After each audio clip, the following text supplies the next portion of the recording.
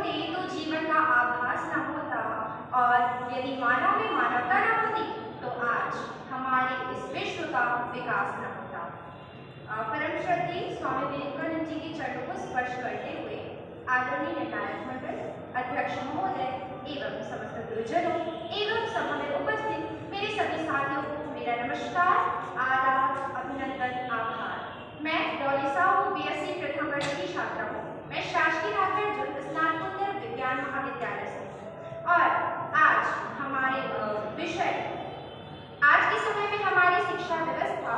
मानवता की अपेक्षा अर्थ केंद्रित अधिक है विषय के विपक्ष में अपने विचारों को प्रस्तुत करना चाहूँगी। सर्वप्रथम इस विषय पर चर्चा करने से पहले यह जान लेना अत्यंत आवश्यक है कि मानवता है क्या,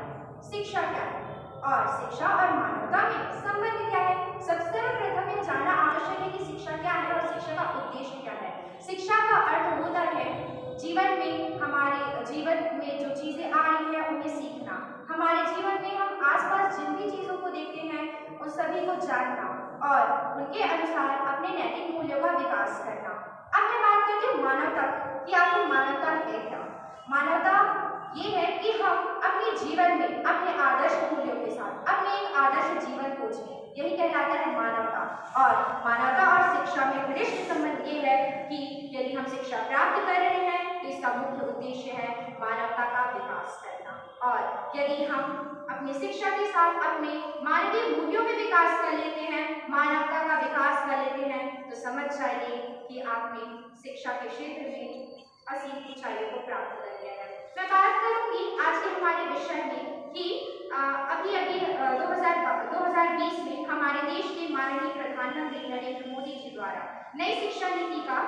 उद्घाटन किया गया है, जिसमें हम नेशनल एजुकेशन पॉलिसी के माध्यम से शिक्षा को कुछ इस कदर से कर रहे हैं कि अब बच्चों में न केवल किताबी ज्ञान हो बल्कि उनमें नैतिक मूल्यों का भी विकास हो, जिसमें कई सारे प्रोग्राम शुरू किए गए हैं, जिसके अंतर्गत बच्चों को शिक्षा के साथ साथ कई सारे खेल, कई सारे कार्यक्रम के माध्यम से उनमें मानवीय मूल्यों का विकास किया जाता है। दोस्तों, मैं आप सभी से